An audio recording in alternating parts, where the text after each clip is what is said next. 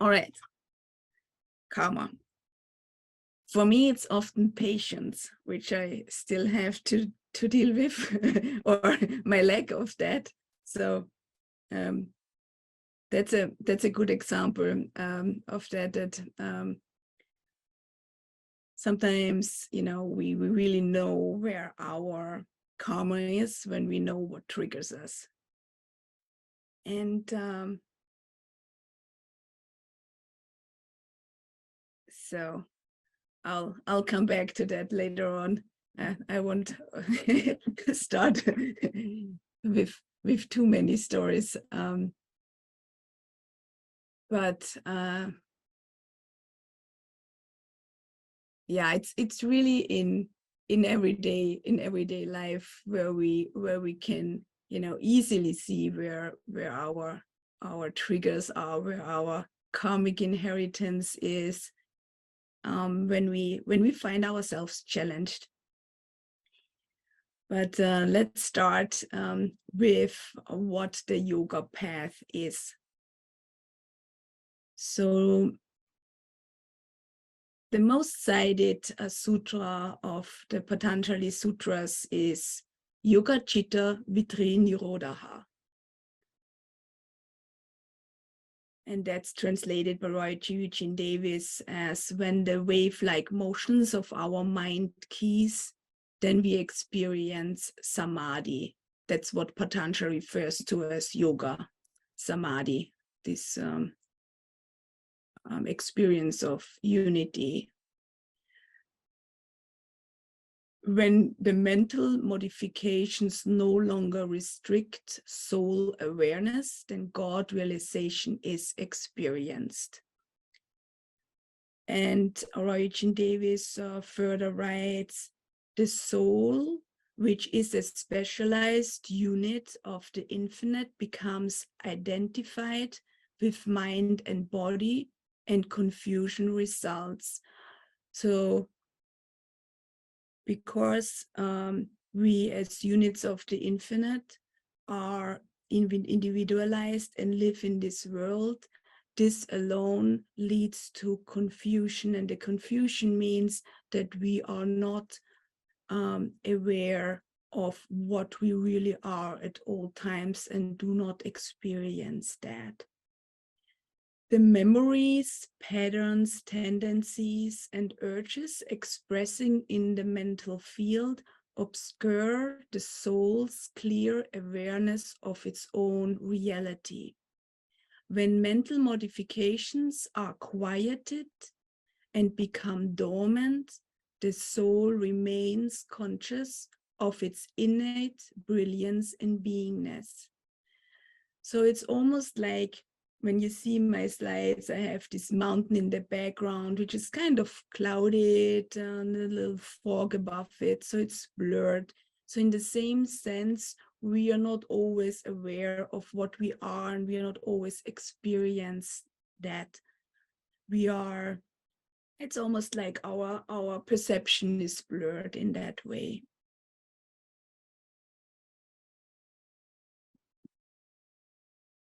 So our true self is the soul, Atman. It's a specialized unit of the infinite, of God. And we live through many lifetimes with the aim of being liberated. And liberate means that this blur is taken away and that we see clearly what we are and experience that. So we experience our true nature, which is being God realized. It's a perpetual bliss. And the yoga path are actions we take to experience the self, and we experience God realization. The Kriya Yoga path is in line with the Patanjali Yoga Sutras, where he explains this eightfold path. I know you have heard about that before. I want to just mention them because it's good to hear that again and again, so we really have those steps in our mind. So it's yamas, niyamas, asana, pranayama, pratyahara, dharana, dhyana, and samadhi. So yamas, the first step, so to say, are thinking and behavioral patterns that should be avoided. So it means that we should be harmless, truthful, engaging in non-stealing, and that's not just physical things, it's stealing energy or time from others or ourselves. It's the right use of vital forces. It's non-dependence, so non-attachment to things. The niyamas are beneficial actions, including purity and cleanliness, being content, self-disciplined, studying of spiritual scriptures, surrender of ego sense. The asanas are what we understand now as hatha yoga, this body postures. These body postures can also be seen as like mudras, this like bodies, postures of the body where our body becomes calm, our mind becomes calm when we are in them. They are seen as preparation for meditation. Then pranayama is the management of life energy. So it includes this breathing exercises, but it's really more about not just controlling the life energy or prana in our body. It's really about how we manage our energy.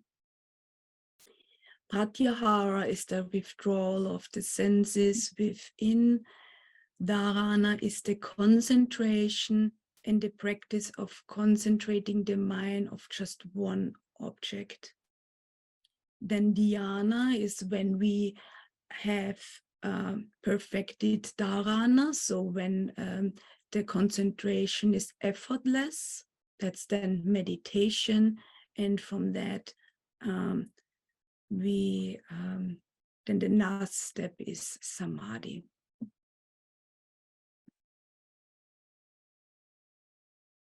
How people treat you is their karma. How you react is yours.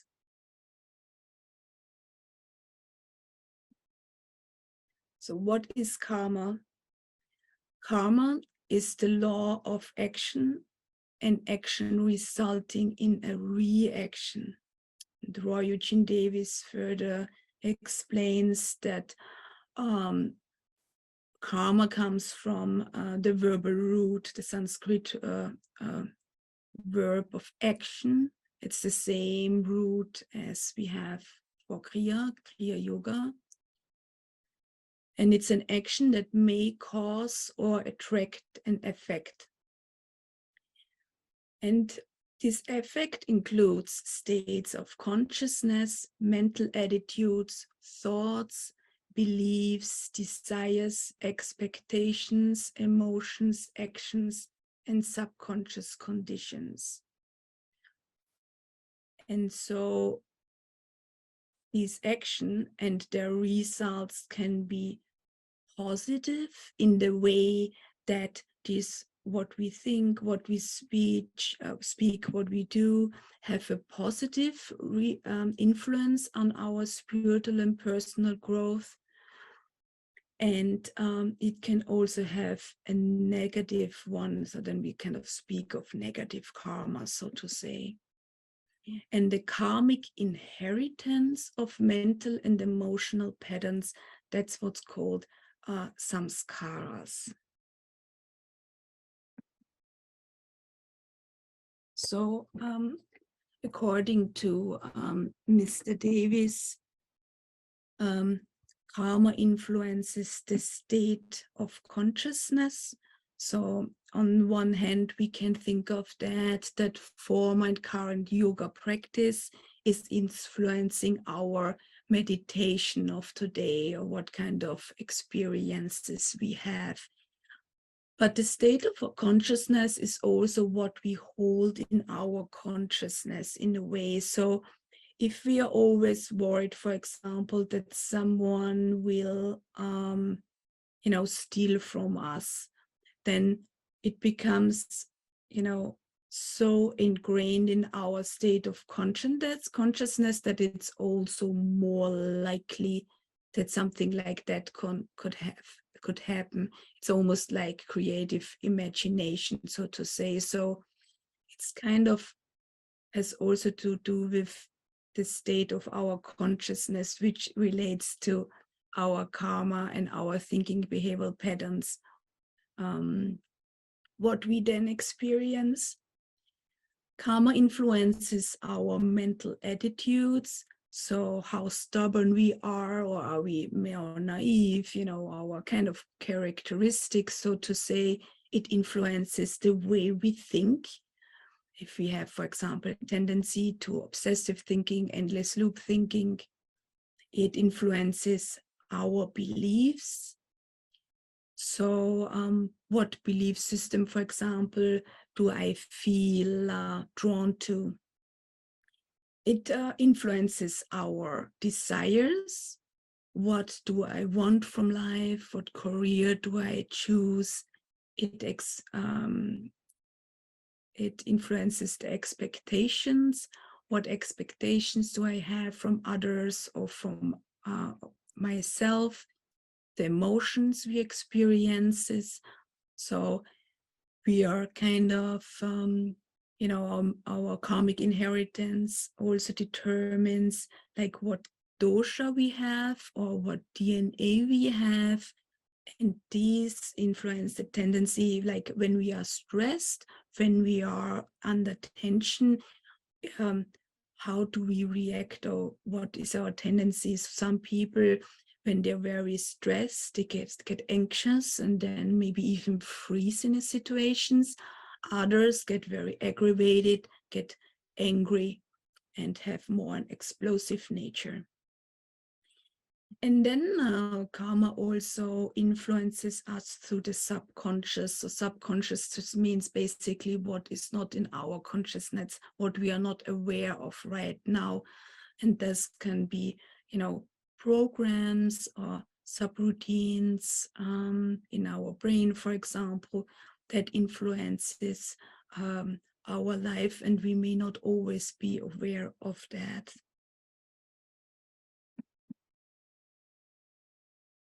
So samskaras are the karmic inheritance of mental and emotional patterns.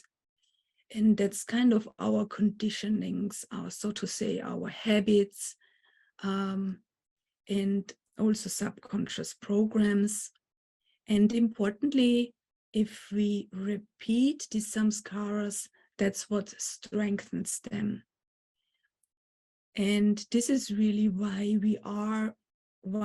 Patanjali suggests that we follow the yamas and the niyas. What helps us when we follow the spiritual path is to not strengthen the samskaras, the negative samskaras that we have, but rather resolve them. But because it is the nature that when we repeat that, what we actually do, because all our habits, that's things what we repeat, that also so strengthens them, and that is what makes it so difficult to work against them or just let them go by will. So we have again positive and negative samskaras, like positive and negative karma, so to say, and that's all relative. But negative samskaras, problematic habits, problematic behavioral and mental patterns, those are the ones which are actually hindering our personal and spiritual growth. So one step is on our spiritual path is to understand the influence of samskaras intellectually and becoming aware of them. That's actually a very important step. And then the other is to change them, to change our inherent conditionings and programs. And that's an even more difficult one, as they are expressed in our personality, behavior, how we interact with others, how we treat ourselves, and how we deal with problems. And these patterns, these behavioral thinking patterns are deeply rooted in our brain circuits, and in particular in the limbic system. So the limbic system, or affective network, that's a network in our brain. So those are areas who work with each other, and they process our emotions. So depending on this network and how it works with us, we different emotions arise, and some are emotions that are deeply rooted and programmed within us, and they are also very important. So if back in the days the lion came around, we had to be right on where we should be afraid and run away or fight if necessary. But this also means that it's the kind of like old parts of the brain, and this all that has to do with emotions are very kind of protected also by the brain. It's really engaged in that, and it's more difficult to let things go when they are highly emotional, when this limbic system is involved. So some scaras, these kind of programs, can usually not just be dropped at will. They're deeply anchored in our system on all levels. So that means it's anchored in our DNA, it's anchored in our brain, it's anchored in our energy system. So what do I mean by that? So for example, if a person has a tendency to be anxious or is over anxious compared to other people, then a tendency for that can be already in our DNA. So we kind of reincarnate with in that specific body with that specific DNA. And it can be in our DNA because we know now that when our ancestors have lived through a very, traumatic incident and in a certain situation, then this is kind of ingrained in our DNA and passed on. They did an experiment with mice, and I don't think that's a good way to do this kind of experiments with animals at all, but in that case it gave really an interesting insight. So what they did, they had mice in a cage in a certain corner. They would get a slight electrical shock. So of course these mice learned to not go into this corner anymore. Now what they found, that when they put these mice then later on to other cage where there was no no harm to them, and they got children, so ascendants, then the children of those mice would still not go to the certain corner of this cage. So they didn't learn it by themselves, but it was inherited to them via the DNA to not go to this place where there's danger. So in that way, we can inherit a certain tendency for becoming anxious or for being anxious in a certain situation. Anxiety also has this correlate in the brain. It's altered functioning of the limbic system. And it also has its correlate in the energy system. So when we think of the chakras, then the first chakra at the base of the spine, the Muladhara, that's related to safety, how we feel, how safe we feel, to survival, to the connection, or to the intimate connection of our tribe or our parents. And so in an over anxious person, this could be a little bit disbalanced or not completely in harmony or ideally functioning. So samskaras can be really the correlates of samskaras are really in our whole system. They are in our DNA, in our brain, in our energy system. And the good thing about that is also we can work with them on all of these different levels.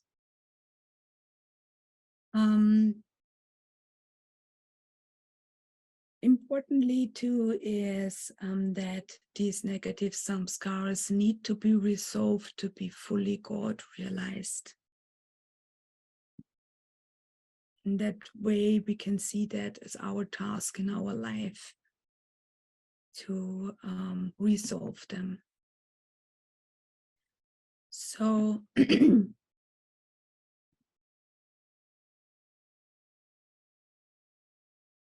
what are the correlates of the samskaras in the brain specifically?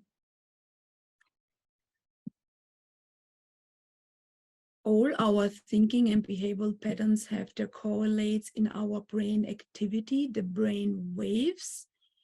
And we can think of our brain as having a hardware and a software. And so while the hardware, the structure, where we process things is very similar for all of us, it's more the software, the programs which are individualized and which have this correlate of the samskaras. So it's more the how we process things rather than where in the brain. So you probably have all seen a brain like that, and so we have all our hemispheres, left and right part. We have the frontal lobe in the front with the parietal lobe. On the side, the temporal, the back is the occipital. You see that here on the slides. So the frontal, for example, is the place for our executive functioning, of problem solving, of the ability to concentrate. The back is where we process visual stimuli. The parietal lobe, here we have the motor strips, the movements, and so on and so on. And where all that is pretty much the same for all of us. However,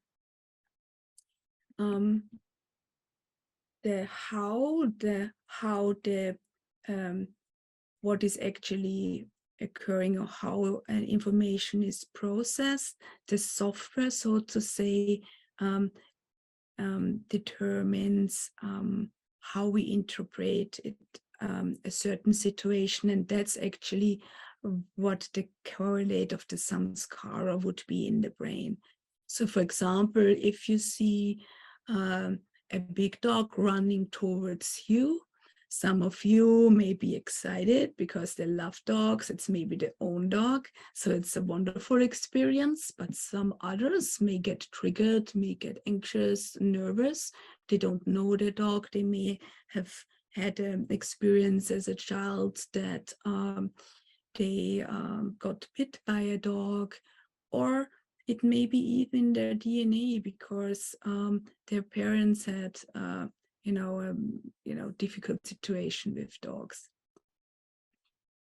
And it's also this software determines how we react in a certain situation when we get triggered, when we are stressed. And I said that before, that's the tendency towards being more anxious, being more angry, aggressive, And we all can be both of that, all of that too.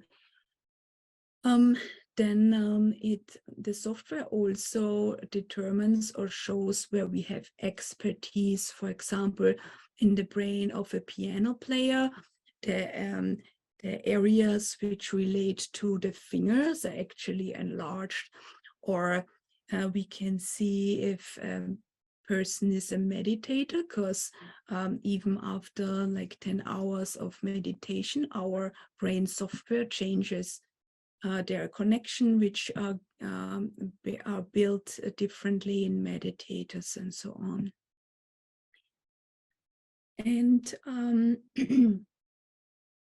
again, these samskaras and these correlates of samskaras in the brain can be beneficial, like becoming an expert in a language, but they can also be problematic. It can be problematic emotions, or misprogramming in that way. And so we have certain tendencies we are born with, which are represented in the DNA, and the parents we chose. We also learn from our parents' behaviors as we grow up. That's also sometimes not even aware. We are not aware of what we pick up of our parents, but then when we start working on ourselves, we realize, oh my gosh, I do that, what my father does, I do that, what my mother does, and that can again be something positive, but also something negative. Now, it's easy to blame our parents, but it's unfortunately ourselves, we as our souls, who chose these specific parents, or these specific parents and DNA to have this experience in our life and work through that. The software determines how we perceive things and think. And so in that sense, the brain mirrors the samskaras, the karmic inheritance. And experiences also shape our brain functioning. And that's through the brain plasticity, so the ability of the brain to adapt. So if you think of, imagine being this person in this picture. I'm not sure if all of you see actually the PowerPoint. I repeat everything which is on the PowerPoint, so it's not necessarily necessary to always see them. If you don't see it, what's depicted right now is a person sitting on the mountain, but it's on the edge, kind of, and looking downwards. It's very steep. So if you imagine you are that person, that some of you may get a little anxious because it's really steep. Maybe you may fall off. So you perceive the situation as dangerous. Others may like going on the mountains. Maybe someone of you is even a climber, and a climber would just enjoy this situation because you have climbed up the mountain, you sit and look down. You're in bliss, so to say, because it was wonderful to climb up the mountains. You like looking down. You may look down and see where your colleague is climbing up. You may even secure this colleague and are in connection with that person. So you see, the very same situation can be seen very, very differently. And where it can be problematic with experiences and adjustments in the brain is that when we have negative experiences or even traumatic experiences, our brain adjusts to them, but then it keeps these adjustments. It may keep these adjustments, and that's when we are stuck, when we feel stuck, when we can't turn it off anymore. So, and these adjustments again are then wired in the brain circuits, and that's what's depicted here in this sagittal for this depiction of the brain. So it's as if the brain, it's a brain slide kind of cut through here, and you just see the connections between the brain areas, and you can see really that those are kind of like highways. So for example, if you here on the you see the left side of the brain, or the left side, the right on the right, and then in the middle is like a huge highway. So it's the left and the right side are really well connected, so the corpus callosum. And so it's these connections which adjust according to our experience and what we learn. Those are also the ones we change when we are meditating. And so I want to go into the example of negative experiences. So what happens, or how do negative experiences or traumatic experience change our brain circuits?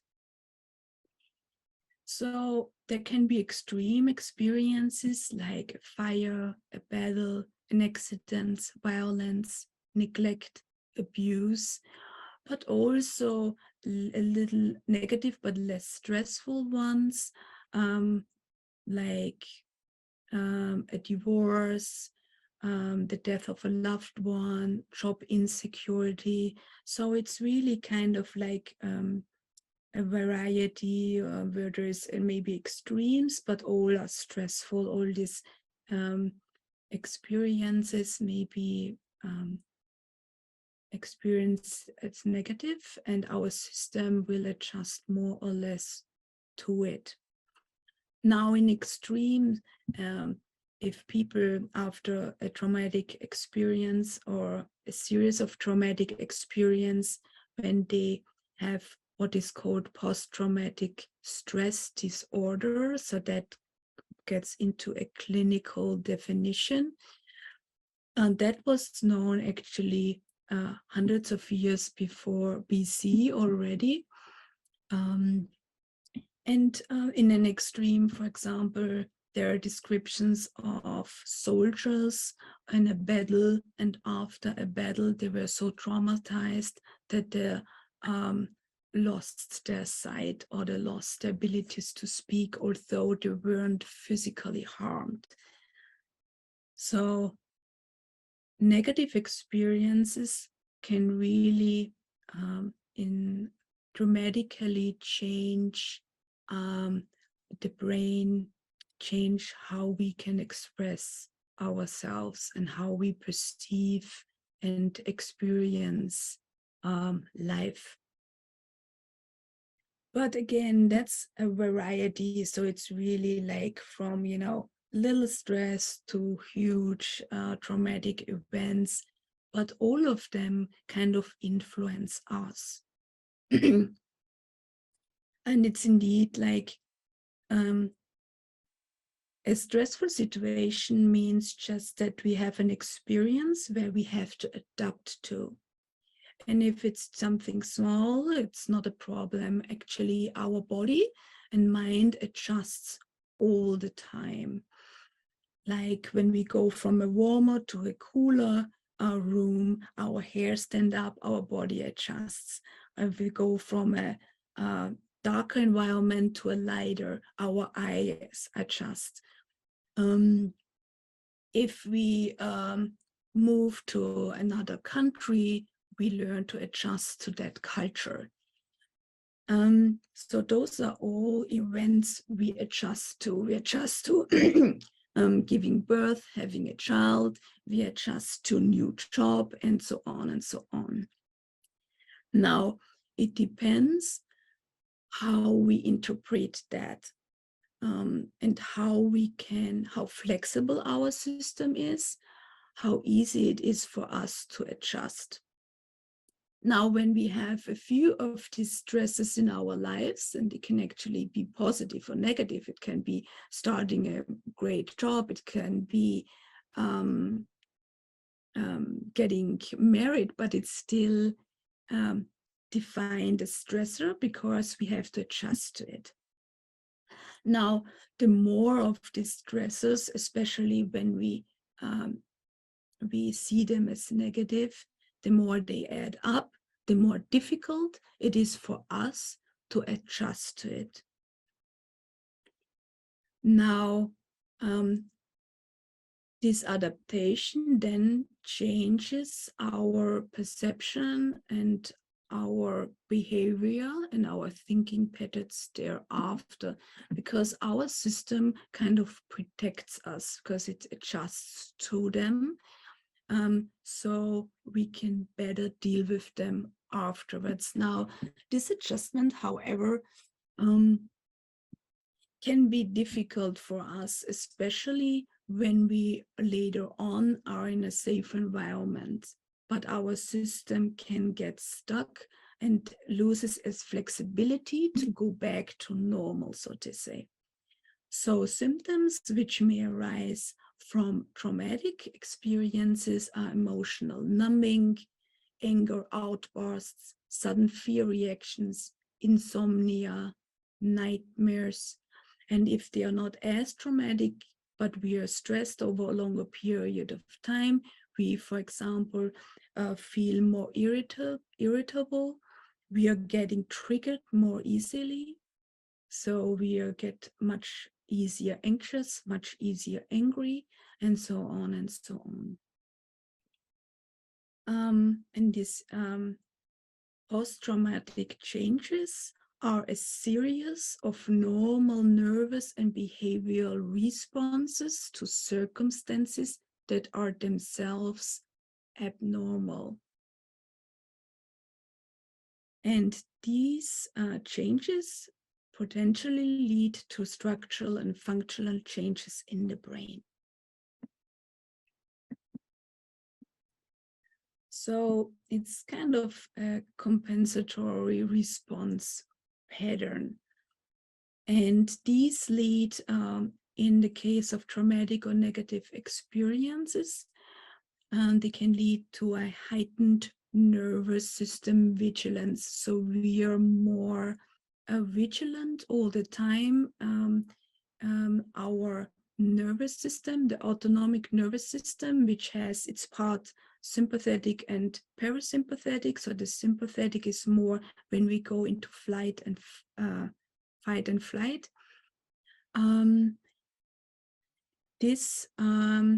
It shifts. So after traumatic experiences, the nervous system shifts into more a sympathetic, or being predominantly in the sympathetic one. And that means that we are hypervigilant. We always, even unconsciously then, look for potential threats in our environment. And it loses this flexibility to go back to normal. So even at home, a person who has lived through traumatic events cannot just shut that down. It's still always on this hyper alert. With that goes a reduced functionality of the digestive tract, because we're more into the sympathetic, hypervigilant state all the time and don't go into rest and digest into this parasympathetic mode. The heart rate variability can be reduced, and this heart rate variability, it's actually good to have a higher variability of the heart rate, and it's an indicator of how healthy we are. And this can be reduced, and accumulated stress also leads to a higher risk of physical and mental illnesses. And as I've said before, in a more, in not such an extreme form, we are just easier irritated and emotionally imbalanced.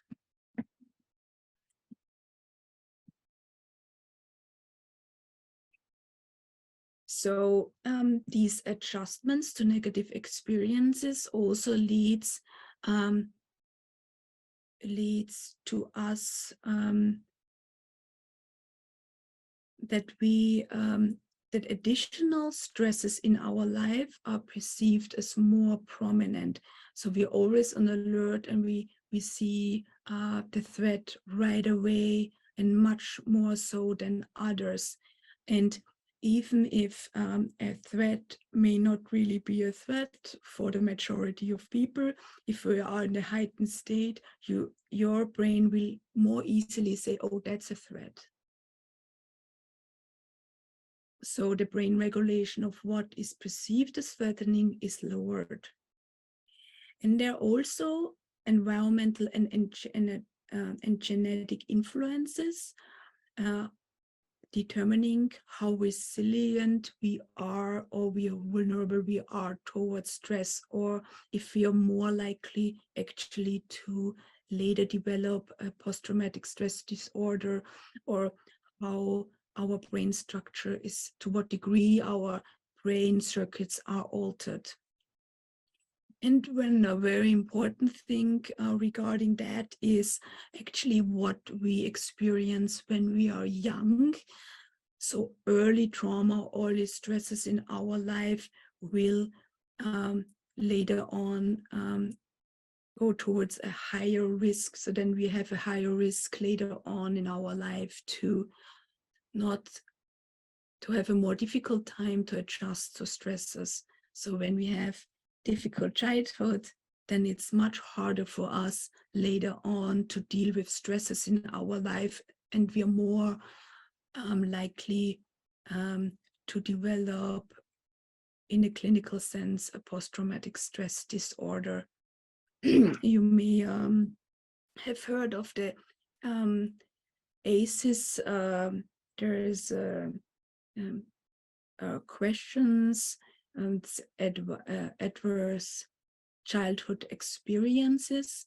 So the more we have of those, the more likely our brain is adjusting, the more likely we will develop a post-traumatic stress disorder. And these critical experiences as childs are if we neglected, if there's violence in our family, if there's addiction in our family, and so on. This really kind of determines our later life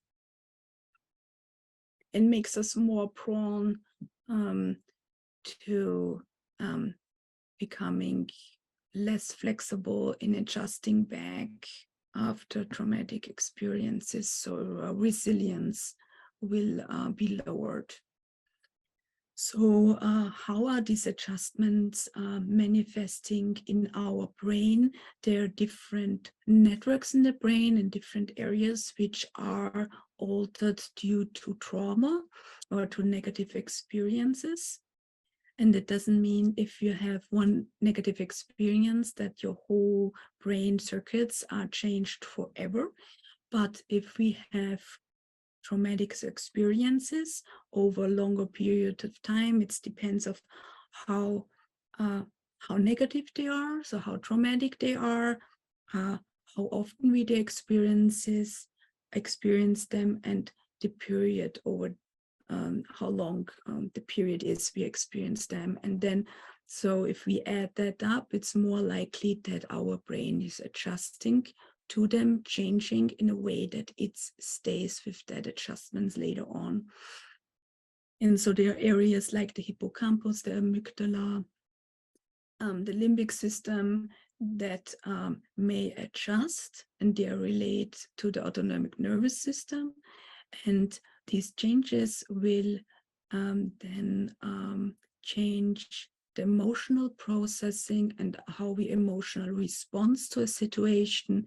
It may influence our memory retrieval, how the ability to focus can be altered, the working memory, so our executive functioning can be diminished, how clear we we make our decisions is altered.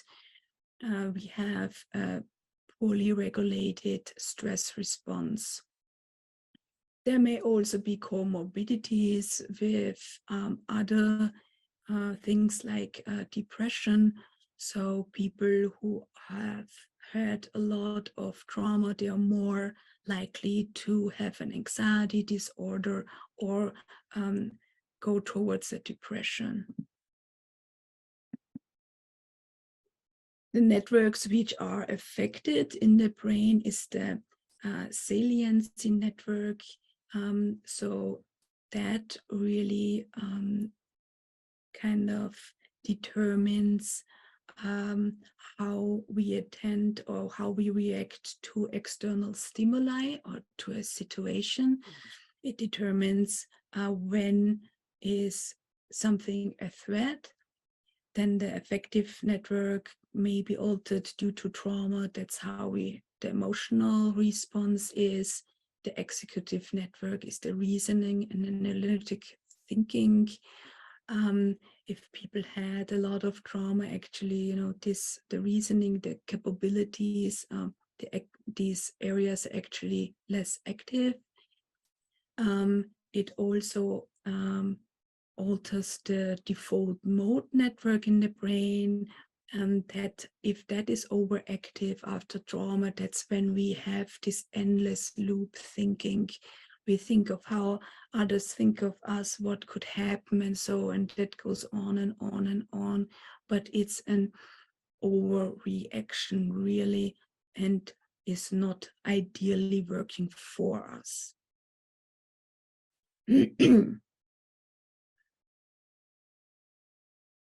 And so these networks get, or we are triggered not only to salient, important triggers or stimuli in our environment, but also to things we would not have to really attend to, or a trigger may also be generalized to everything which just slightly comes or close to the situation where we had a traumatic experience,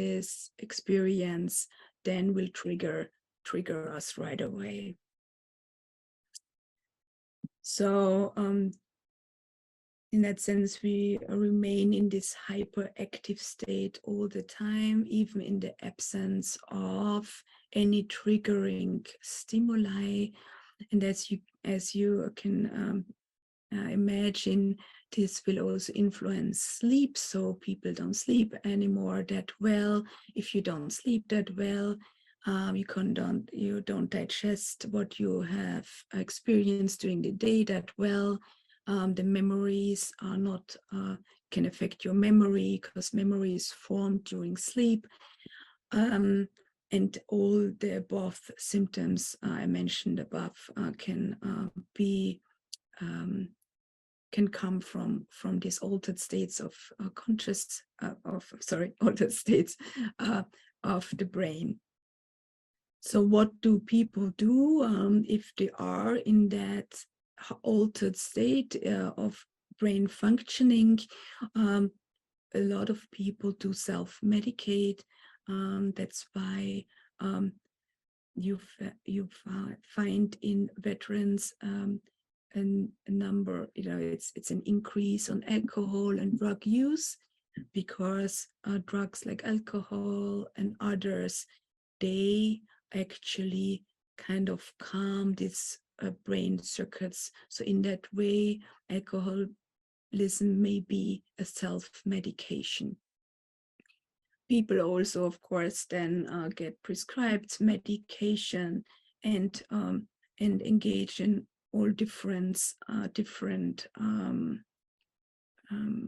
behaviors to help themselves. So negative experiences, they influence the brain functioning. With that, the behavior, thinking pattern, our health, and with that, our personal and spiritual growth. However, no matter what that experience is, we may also be able to see that as an invitation to grow and to resolve negative samskaras. So it's very important to remember that what someone goes through is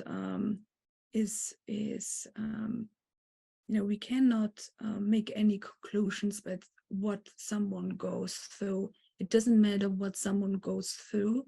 We all have our backpack, so to say, we have to deal with in our life. And imagine, remember, we as yogi, we have this worldview that we go really through millions of lifetimes, and we all at some point have different things to learn and different experiences. So in that sense, no one is better than the other. Sri Yukteswar actually said that we have all our skeletons in our closet. So it's very important to avoid any judgments. And, even if we try to make rational out of what happens to us or to others, what really works here is so complex that it's not of us to see really all these connections. That maybe is something, someone, a fully realized spiritual teacher, someone like Paramahansa Yogananda could see more clearly in a person all these connections.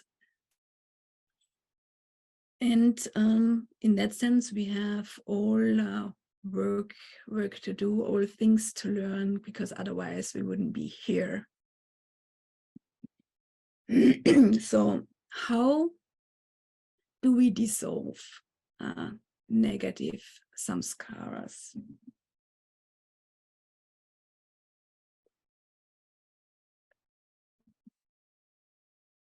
So how can we get rid of all that triggers us?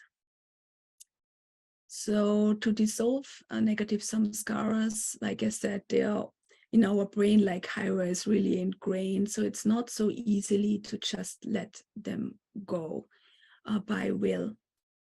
So there are certain steps to let go of negative samskaras. And so the one very important thing in the beginning is to become aware of them. So to become aware that we are not our thoughts, we are not our behavior, that we like in meditation practice, the more we practice meditation, we become more aware, and that means also that we become more the observer of our thoughts and our behaviors. As we with meditation practice, with mindful practices, but also when we engage in other therapies like psychotherapies, become more and more aware how we behave, how we act, and how we react. At a certain point, we see what we are doing. We see, oh my gosh, I'm doing it again. We watch ourselves. That doesn't mean that we stop doing it. We may still do it, but the first really important step is that we become aware of what we are doing, of our negative samskaras. And then the second part is to start working on resolving them. And that means that we don't repeat the same behaviors and that we start changing these behaviors. And then the third step in that is that we do not acquire new negative samskaras, so new negative karma, so to say. And that means that we engage in the yamas, in niyamas, so that we come to a state where we don't get a new negative karma. So in the case of trauma or negative experience, we can really work on all different levels to resolve that, to also resolve this correlates in the brain, for example, to the resolve correlates on an energetic level of these negative samskaras and these adjustments we had, or this kind of software we have. So we learn to kind of alter this software. And this can be that we engage in various therapies and combinations thereof, and also which kind of therapies is the right one for us is very individual. So those can be cognitive behavioral therapy or other forms of psychotherapies. It can be relaxation therapies or relaxation methods. It can be meditation if possible. So not everyone can meditate. Sometimes, especially after a severe trauma, people may have difficulties meditating. Because when you sit still, then these kind of hidden programs or unconscious programs, they may surface. And for some people, it may not, because of that, may not be possible to meditate or do sitting meditation. For these people, it might be the right thing to engage in hatha yoga, in qigong, maybe do walking meditation at first. Another way to, resolve trauma on a more like physical level is to do acupuncture. We can do massages because memory of this trauma is also stored in our muscles, in our body, so to say. That is because when we have a traumatic or very negative experiences, our body automatically engages certain muscles and then holds them. Some of them are in our hip. Sometimes we hold that in our shoulders. And even like some people, like we hold tension, like for example, when you think of animals, when they're really afraid to tuck in their tail, and so that means that certain muscles are tensed automatically. That's an automatic response. And we, with our, we don't have a tail, but we have a little something left from like the elongated spine, and there are also muscles in our hip we similarly engage when we are frightened. And then sometimes we don't really release them fully. Again, we lose this flexibility of our system in really releasing that again. It's also an automatic process, so we may not be aware of that. So acupuncture, massages, and so can help us to let that go again. Bessel van der Kolk, psychotherapist who wrote the book The Body Keeps the Score, he actually suggests for people with trauma and negative experiences to engage in hatha yoga, in qigong, in neurofeedback, and also in dancing. So like he says that actually something like tango dance or dance where we dance with someone may help people who had trauma to reconnect to the other. So it's a reconnection to our own body and feelings and to others. What also can help is more biofeedback and neurofeedback. That's adjusting the body with the help of technology. So we overcome our samskaras by weakening them and by not repeating them. So we adhere to the yamas and niyamas. We can meditate, and we can do this active work to release samskaras and resolve negative samskaras in these different forms of therapies. In the case of meditation, so when we engage in meditation, one benefit is that we become more aware.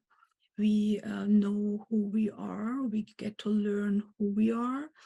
We know that we are not our body, not our feelings, not our thoughts. We become more the observers and can then better understand what our negative samskaras are. We see more clearly when we are getting triggered and when we are not actually acting upon a situation, but rather react. If we are more experienced in meditation and have the ability to sometimes hit superconscious states of meditation, those, according to Roy Eugene Davis, can actually resolve negative samskaras. As we engage in our spiritual practice, we also become more an attractor for the guru, for the spiritual teacher in our life. That doesn't have to be a person, it can also be situations which then help us resolve these samskaras. So in that sense, the more we engage in our spiritual practice, the more we will be also attractor of the infinite coming as the guru into our life to help us resolve these samskaras. I think it's in the autobiography of a yogi where Paramahansa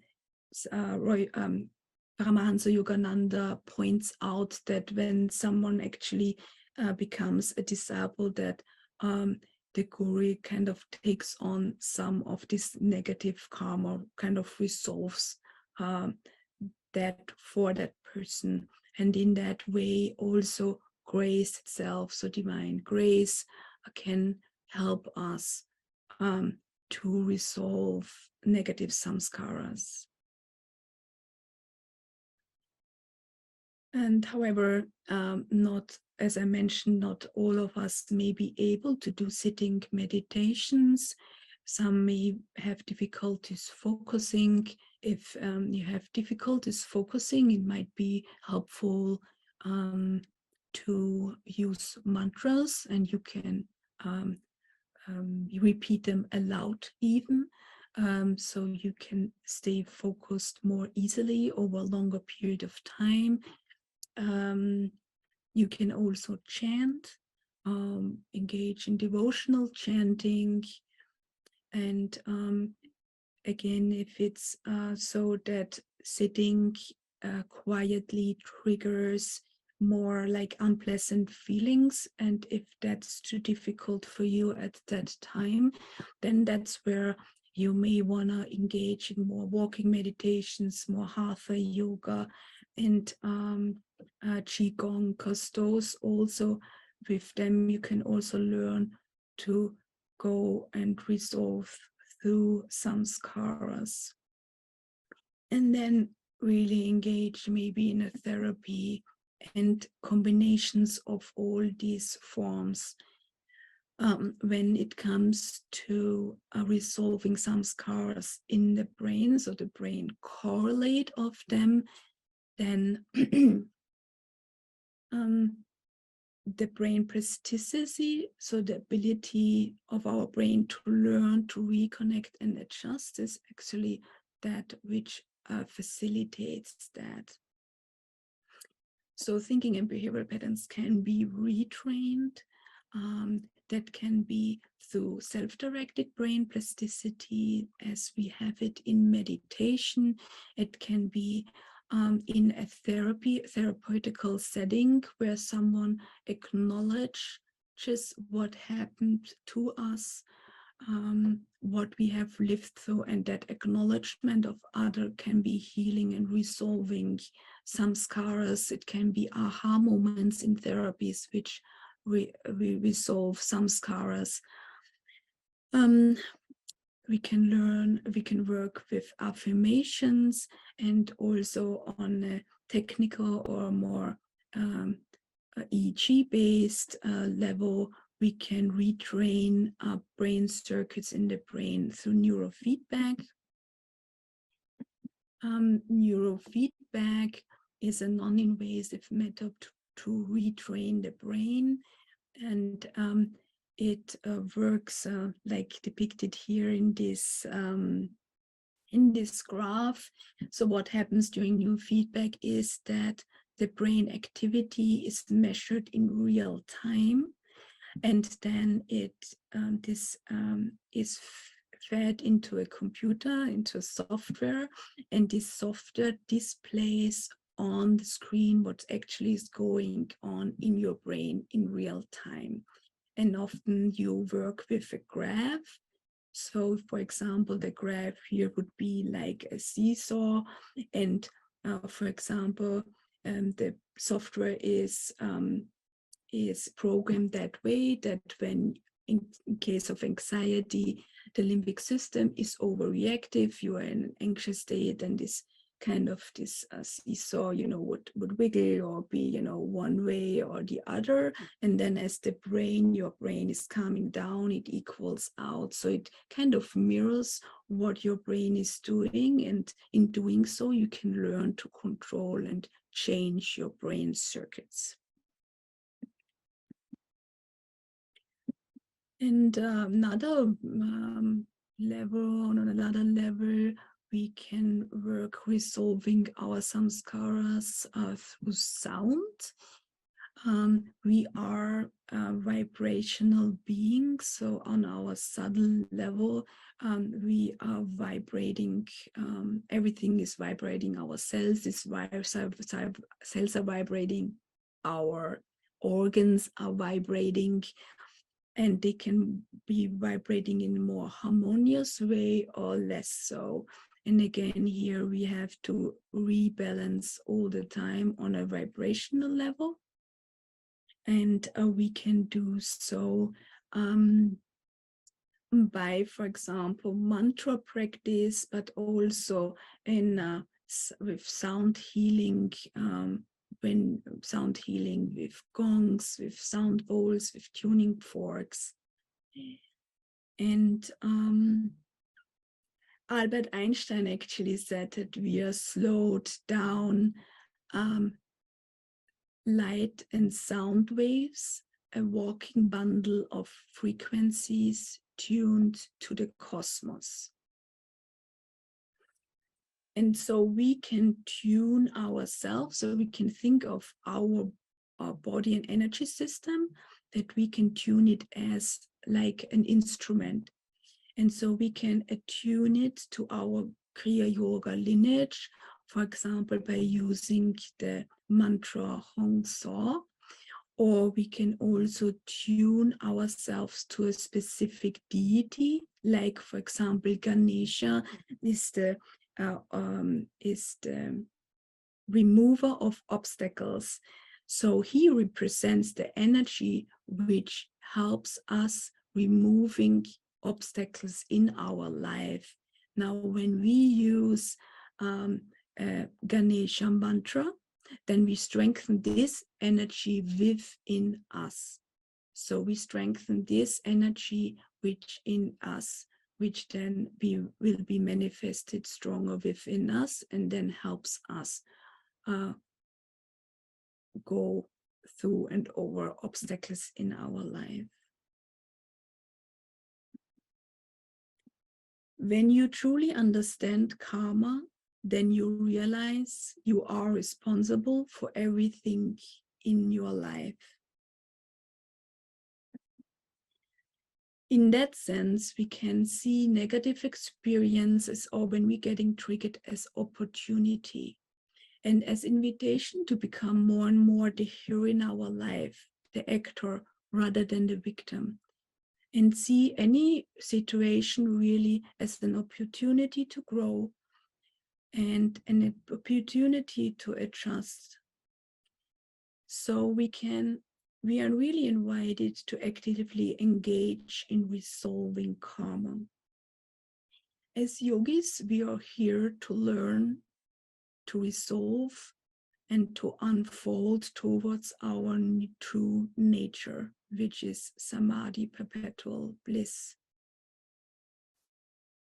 And one thing which can actually kind of be problematic, which I just want to shortly mention, I'm almost done, I know I'm way longer than I expected, is this, that we will all be living happily ever after.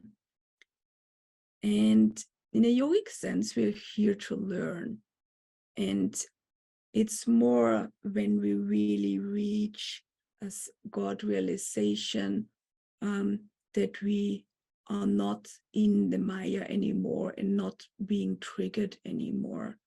But otherwise, it's really, life is changed. So before we have reached that, life is always changing. We will always have to adapt. And so to conclude, when all goes well in our life, we actually don't learn that much.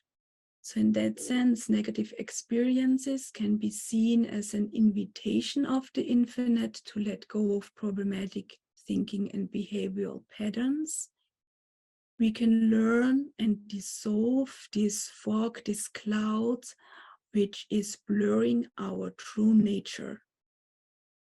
And in that sense, it's often the most difficult phases in our lives through which we learn the most. And with that, I want to thank you very much for your attention, for your long attention, and many blessings. Thank you very much.